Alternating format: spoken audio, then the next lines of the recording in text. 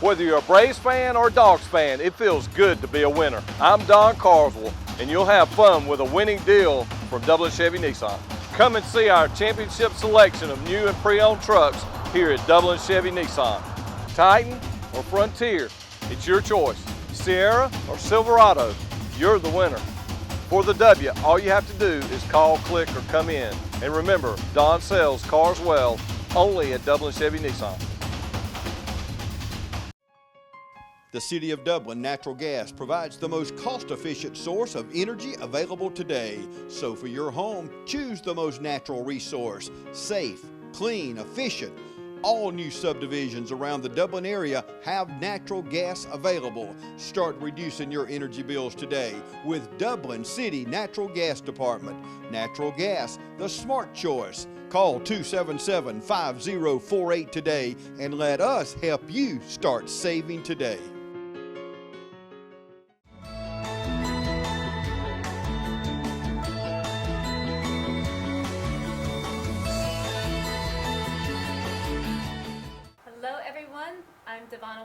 With TV 35. Today I'm in studio today, kicking off my segment with Black History Month. The theme for Black History Month is health and wellness. And today I've had the privilege and honor to bring in my family, Malva Watson, my mother, and Tonya Berry, my aunt. We're here to spotlight our grandfather, my great-grandfather, Emery C. Thomas. Ladies, welcome. Thank you for having us. Thank you. Thank you so very much. Now, for some of us who fix that a little bit. Okay. 3, 2. Now, as some people may know or may not know, Emery C. Thomas was a staple in this community. Can you guys tell us a little bit more about him?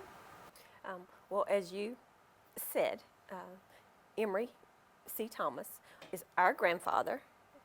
He was born May 19th, 1907 in Brunswick, Georgia, to Edward and William and Ellen Minor. He was reared in the Brunswick, Georgia area in high school. He's actually a twin. Yes. He left and went to college at Tuskegee Institute, where he studied education, also went back to study veterinary science back in those days. I think graduated in the 30s. Met his wife there at college, Malva Jenneret. After college, they moved to Dublin, where they became established residents, both in education, teaching. They actually were entrepreneurs. They actually owned a grocery store, Maljum, in the African American community that they lived, which is not too far, just one block over from the studio that we're sitting in on 401 East Gain Street, I believe. And they also had a home house at 406 East Gain Street, and that served all the community needs for the area. Taught in the Johnson County school system. Wilkinson County School, I think, system, and here in Lawrence County school systems is where he taught. He was actually the first black farm agent here in the area, would help farmers with their animals, their livestock. So was, instrumental in helping out those needs of the citizens, the farmers that needed any type of help back then. Just a good family person.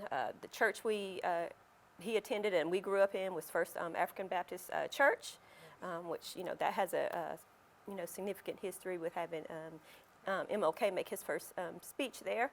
So he was a member there, active in the church, deacon there. What else, Tonya?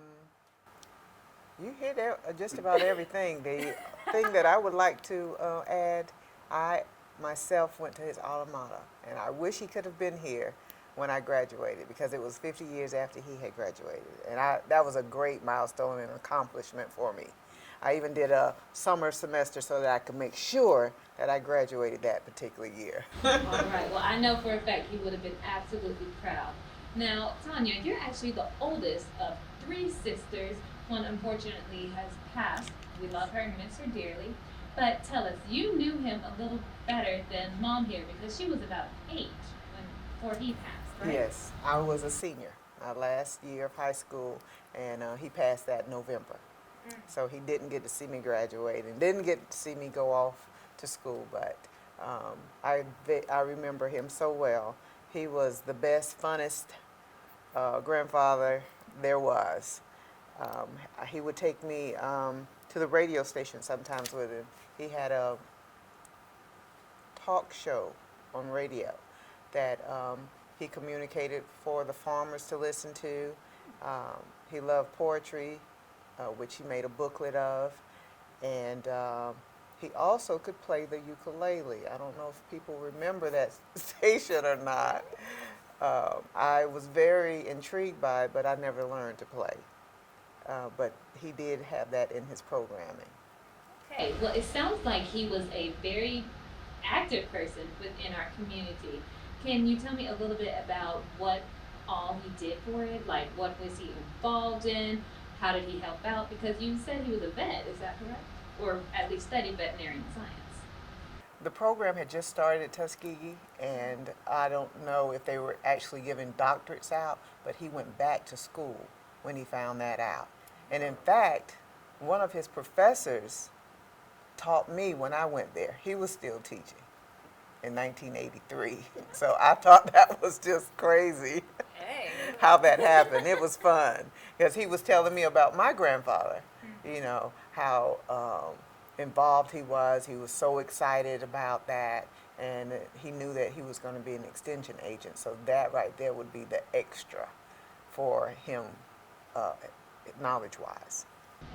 Okay. Well, I mean, I'm sure that was incredible for him to see, to have a student and then their grandchild. I mean, Yes. that's dedication right there. I don't know if I could have stayed that long. But now, going into more about the community, you actually told me earlier he was active with 4-H. Is that right? For the black community? Yes, he helped get that started for the black youth of the 50s and 60s, perhaps.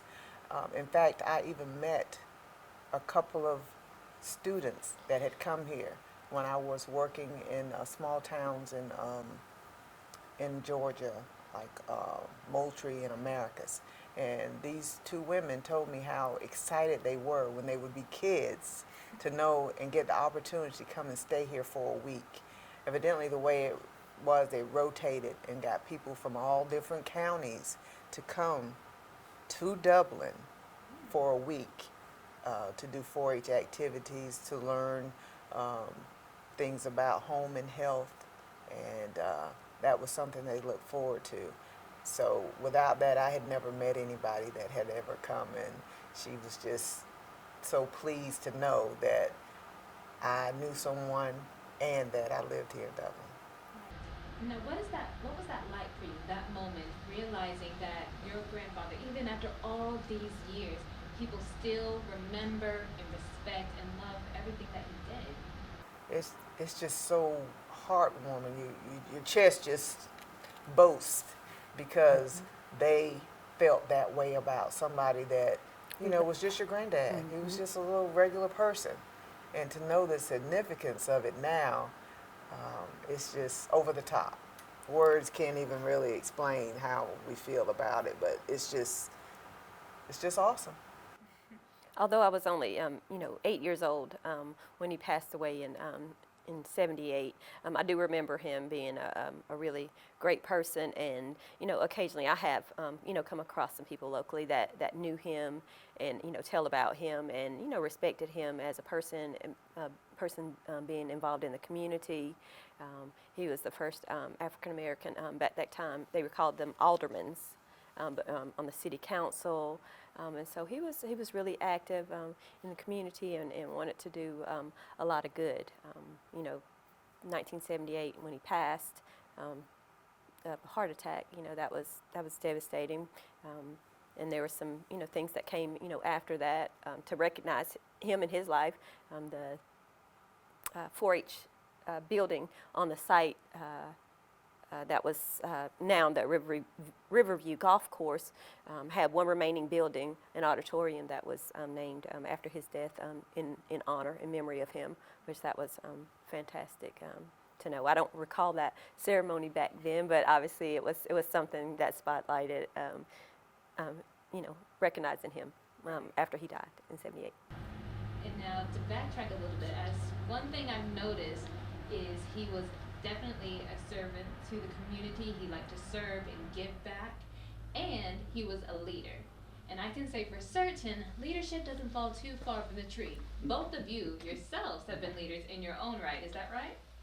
Well, I guess working the service and lead in what I do with working with families and children, helping to provide and help, families, succeed, and it's real important to give back. It was important for me to have you all work and do some things when I was involved hands-on directly with families, just so that you could see and so that you would know, what to do and how to always, look out for others and realize the things that others may be going through, and just to be willing and have a caring heart. So yeah, that meant a lot. And now, Tonya, you actually have finished up your service unwillingly, as some of us know. You were with Walmart for 30 years, is that correct? 35, ma'am. 35, excuse me. But now, tell us about your leadership roles working with a company like that, because you didn't just stay in one location. You moved around, right? Yes, I have worked in many states, and my leadership qualities, I try to run over besides just work. I would volunteer at churches and schools in the areas where I worked so that I could get out and get with the community. Sometimes I would get with the Chamber of Commerce in different towns to make sure that they were relevant on the information and on our needs at our store. The neighborhoods, we always communicated with one another when it came to health and wellness and voting. Anytime that was, I've helped on campaigns with different people that I've known throughout my time, and that's a very hard job, but it takes a person with a lot of dedication to get out there to try to help educate everyone on those issues that might not know about. And also when I was in my stores, not my stores, but the stores I worked in, Right. I would also work with my associates. And most stores I was in for over 20 years were the super centers, which had an average of about 500 to 600 people in them. Oh, wow. So you were a leader, you were in charge of a lot of people there. And they looked up to you as well as looked to you for someone, a confidant, to tell what's going on in their lives. Yes. Like how difficult things may be at home, Very much so. what they might be going through. How was that, knowing that they felt, comfortable enough to come to you with their issues? Well, my qualities and my character and my rapport with the associates in the stores, whether they work directly in my area or if they worked somewhere else in the store, and also customers. You have customers that come in every day, sometimes 2 and 3 times a day, and they notice you.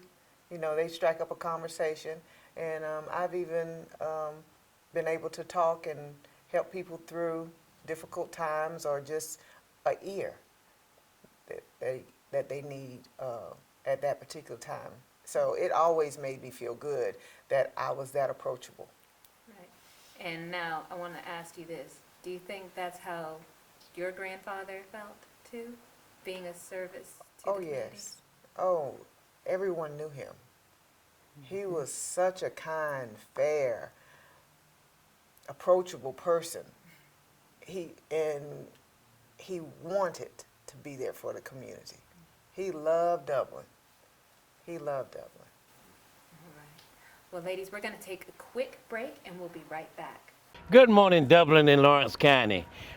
My name is Richard Nesbitt, and this is Fran Wells, and we're here at the Oconee Gym and Football Field, the home of the mighty Trojans. We are here to let you know we are kicking off the Black History Festival with a health fair. I'm going to turn it over to Fran, and she's going to give you more details. We're here at the Oconee Gym to start out our Black History Month and celebration of the year. Our first event will be held February 12, 2022 from 10 a.m. to 2 p.m., which will be a health fair symposium.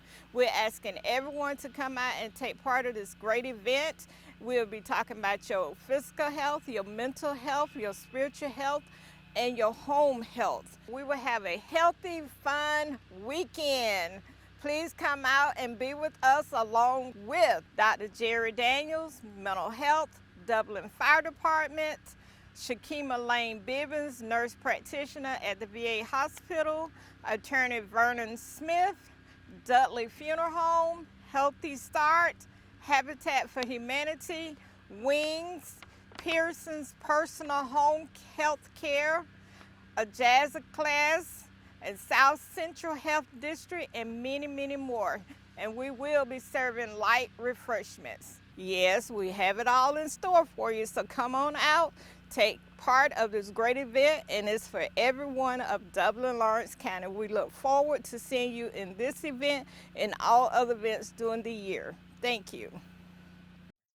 Jackson's Income Tax Service is ready to serve you. Jackson's Income Tax Service is open year-round, so don't delay. Come in today and get your taxes done and out of the way. Jackson's Income Tax Service has always stayed abreast of current and future tax laws. Email Jackson's Income Tax Service, call 272-8681, or visit us at 610 North Church Street in Dublin. Jackson's Income Tax Service is following CDC guidelines, practicing social distancing.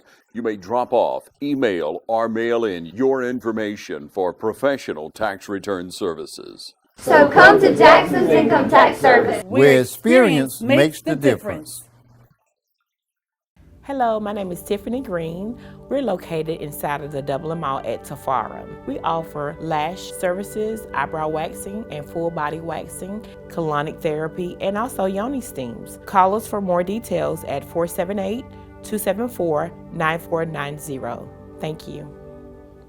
And we're back. For those of you who are just joining us, my name is Devonna Watson. I'm with TV 35, and today, spotlighting Emery C. Thomas, I have with me my mother and my aunt, Malva Watson and Tonya Berry.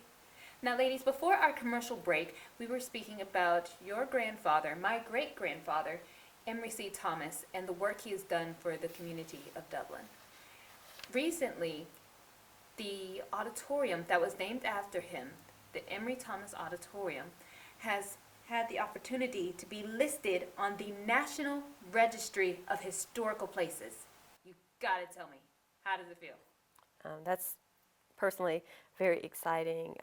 It's obviously a great honor to have someone that I know and I loved to be a part of something which the city of Dublin back in '78, decided to name that particular building, which was the last building from the 4-H camp ground that was still standing after him. The city of Dublin worked very hard. Those staff who worked on that project worked very hard for many months preparing all those required documents to propose that auditorium be listed on the National Registry. We were contacted by Mr. Steve Brown, contacted us about a year and a half ago, asking us to help maybe provide some, family information that they could use with their supporting data to include. Tonya was instrumental in really spearheading, getting a lot of that information. We did ask folks from the community who we knew him or were taught by him to, write letters of, support. The community again showed up and remembered him well and had those letters, gave statements about his character, who he was, and what he meant to them, what it meant to the 4-H, community back then. And it's fantastic to know that someone I know and love is going to be, name is going to be listed on a national registry with a, building that's named after him of something that he really loved and was passionate about. So that's really exciting. See, and now tell me a little bit more about how the family got involved in this. Like, was it just out of the blue? Were you guys there from the beginning? How did you first hear about it going on and were able to contribute? We were contacted from the city of Dublin that this was going to be a program that they were working on. It was in the early stages, about probably a year and a half or 2 years ago. So it was just beginning. They were filing the paperwork, and like my sister said, they wanted to get with us to make sure they had any pertinent information and questions about him. We provided all, and then they told us that they would keep us in contact as to how it was going. Very slow process. Didn't know how long, how many years it was going to take. And last year, we were notified that the final submission into the state committee for the Historical Society was coming up. So we came up with the idea to have a few letters of support. My sister and I came up, well, let's get as many letters of support from family and friends as we possibly could to turn this in. Well, we got so many, we figured we'd make a little booklet. And so we made this booklet. We made sure everybody on the committee, I think there were about 7 people on the committee. And the organization that presented the program, that everything we had set up, was out of Savannah. And this young lady, I wish I could remember her name, she did an awesome job. That day we were able to be there to see the actual meeting and the voting of it. And it just blew us away that it was passed. And they also made mention of our little booklet that my sister and I put together. 67 pages, by the way. Oh, wow. 67. So, yes. The article that Dr. DeBose Porter had in the newspaper, we included that also. And Mr. Pearson from Dudley Funeral Home, he had pictures, the only pictures we could find of some of the buildings and blueprints of the 4-H camp as it was being built. So that was an extra plus, I think, for helping them make their decision to vote and pass it. So now it has gone to Congress. We don't have the actual marker yet, and we don't know exactly when that will happen. But as soon as it does, we will let the community know about it. Well, I know we cannot wait to hear that good news.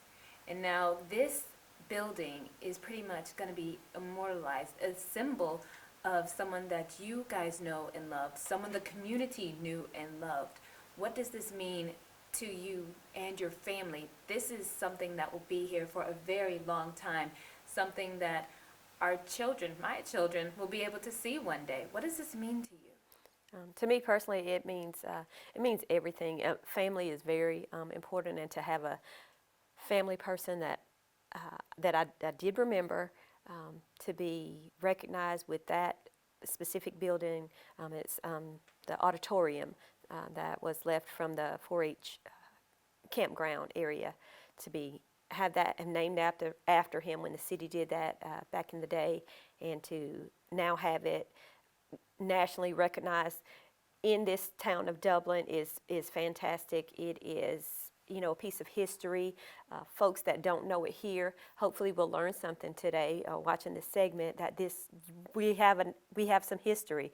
Dublin's filled with all kinds of history. This is one of those special nuggets that we have here, and folks should know. People probably have used that auditorium for many different reasons and possibly didn't even know who that name was or what that was. They just know it was this auditorium that you can rent out and have different things go on, and didn't know the true meaning behind that name. And so that name for us and for me is everything. It's very important. It's very personal. We are over the moon that it's nationally recognized, or will be nationally recognized, and have that marker, and will always be around. That's something that I'm so proud of for you and your brother, that you all will have to to have in the future, for your families, for you to teach, and to just continue to, for folks to know who he was and what he was about. Now, the current location of the auditorium that was named after him is the former 4-H campus. Is that correct? That is correct. That auditorium is located on that property. Mm-hmm. And back in, when he was a city councilman, Mm-hmm. Go ahead.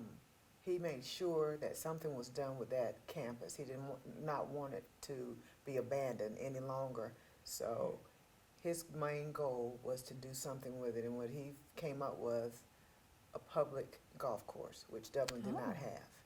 So that's what he invested his time in, and I'm so glad, and he was so glad that that's what it was to become. Now, it wasn't one at the time, but at least before he passed, he knew that it would still be significant in the community, and that's what his whole point was. That would be a place for blacks to come and play golf.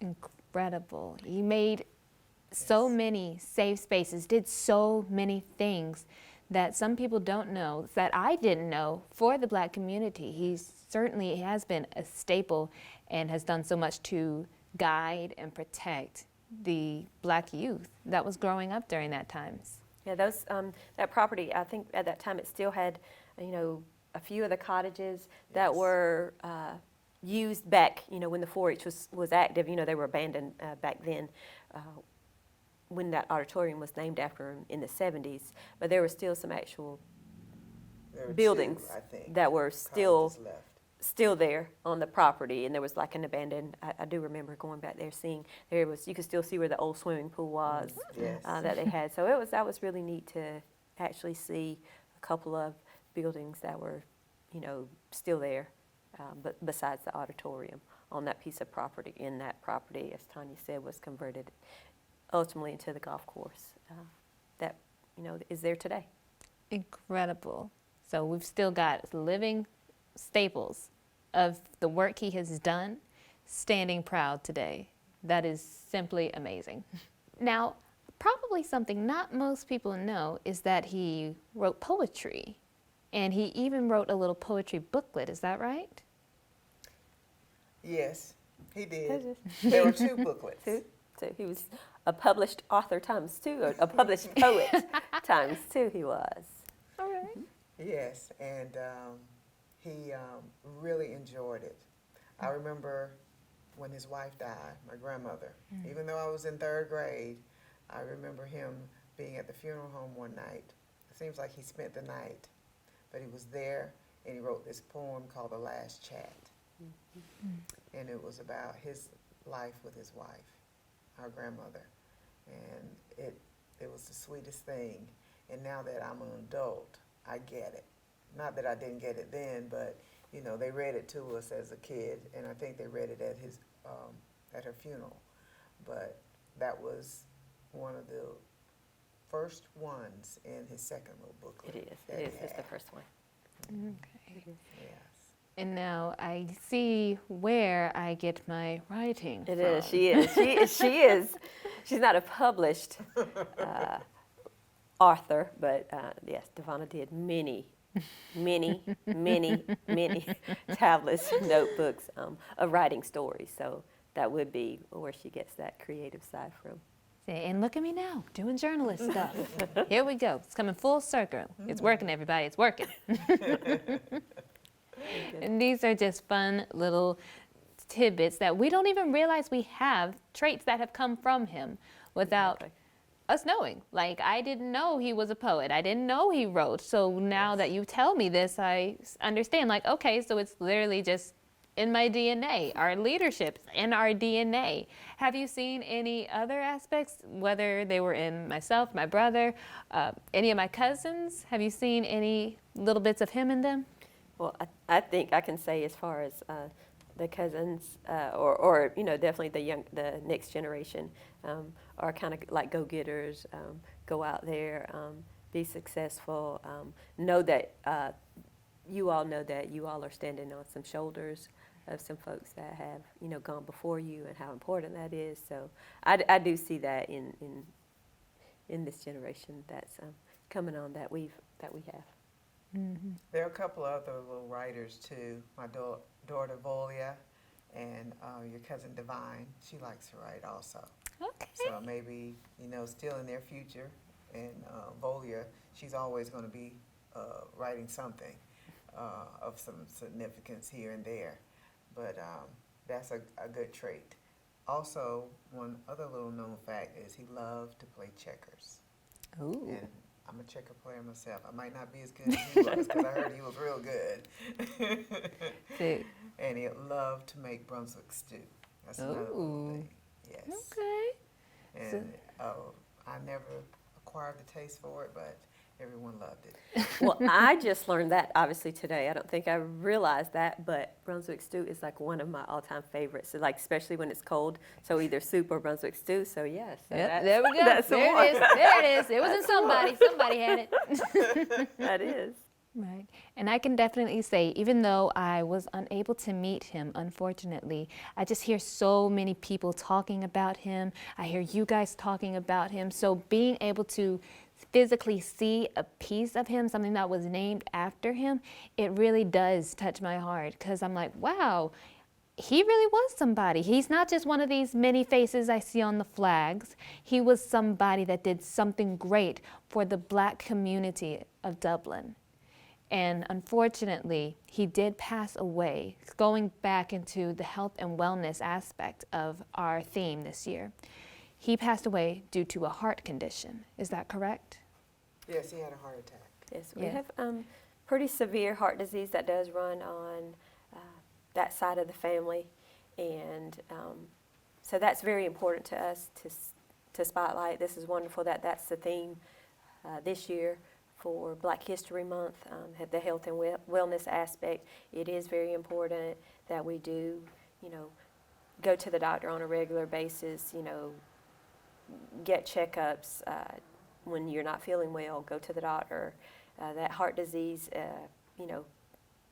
ultimately, you can't help your DNA. Your DNA is what you have, so you have to just work with that and get those checkups. But yes, he and our grandmother both died of heart attacks.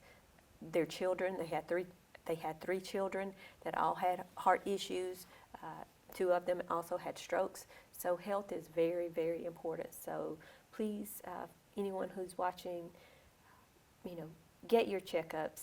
Encourage your family. Also talk about your own family history. Get to know your history. You go to the doctor and they ask you all those questions. Are you filling out those forms? And sometimes I'm like, oh, okay, who did this? Sometimes I have to call up my sister to ask her, now, who was that who had something? Was it on mom's side or dad's side or whatever?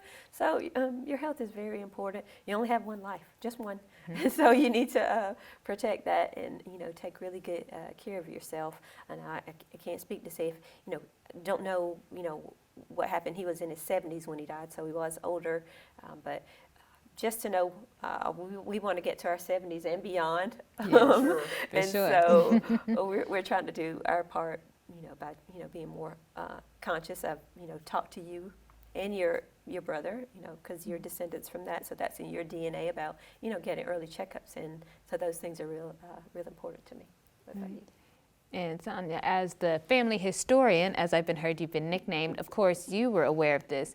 Now, was this what influenced you to get checked up yourself? Because you had a heart surgery as well most recently, correct? Yes, and I didn't do it early like I should have. Didn't really realize, even though I knew that they had died of heart attacks or were impaired from heart disease, all 5 of them. I didn't start getting my checkups until 7 years ago. And it was after my second wellness checkup for heart disease that they found that I had blockages. Mm-hmm. And one artery was 99% blocked, one was 95% blocked, and the other one was 87. So that was immediate surgery the next day, which has changed my life. Mm-hmm. On my mother's side of the family, I realized and knew to look for glaucoma. Our grandfather, our mother's father, he was blind my entire life, and it was due to glaucoma. So I always realized that and knew about that, but the heart disease, which is just as important or more important, I just took for granted, I guess. And so that's what left me with this way, which medicine, if I had gotten early checkups, would have helped. So please, anyone out there, find out what health issues lie in your family so that you can get preventative help ahead of time. And if I had, I probably wouldn't have had to have that bypass surgery. And now I have chronic chest pain due to nerve damage, and I was unable to go back to work. I'm in pain ever since I woke up from my surgery still, and it's been 5 years in November. Oh my goodness. You are a living testament onto why it is so important for people, women especially, Black women especially, to get these checkups. Like, it is scary, I know, for some people, just going to the doctor and just never knowing what they're gonna say. But I do feel that it's better to know than to go in blind. Now, for many people in the Black community, they may not have access. Mom, I know you work hand in hand with some families who might have difficulties with getting the access, the care they need for their children to be able to go to the doctor to get these checkups. But in the foster care system, you guys are providing aid for them, correct? Right. That is correct. Making sure that, those families, those birth families learn how to, do what's needed to do to take care of those children, maybe, some education, also, anytime that they, are with us, that, all their medical needs are being met. So it is important to know and to learn, to teach good habits of going to the doctor, going on a regular basis. That's just a part of things. That's, from, anything from, your basic checkup to your eyes to anything. It's real important to just know the significance, importance of having a healthy body, a healthy heart.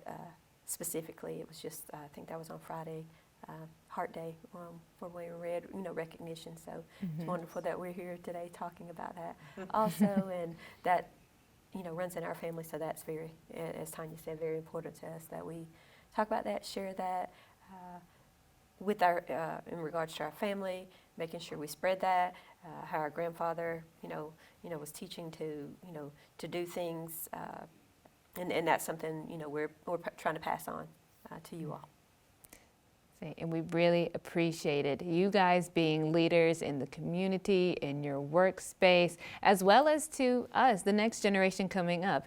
Because Tonya, I know for a fact that you are always there to help the family when need be. You were just the person, the go-getter. You said if you can't lead at work, then you're gonna lead the family. And you have done that well. I need people to lead. She does that well. You have done that splendidly. Yes, I can speak on that myself. But ladies, yes. Thank you so, so much for coming in today to speak with us. Thank you so much for telling us about your grandfather, my great-grandfather, giving us information and insight on things that some of us might not have known about him, and sharing your thoughts with us on what this all means to you. He definitely was a staple to this community, and I feel like I keep learning more and more about him every year, sometimes every day. Yes. Thanks so much for having us to spotlight him today.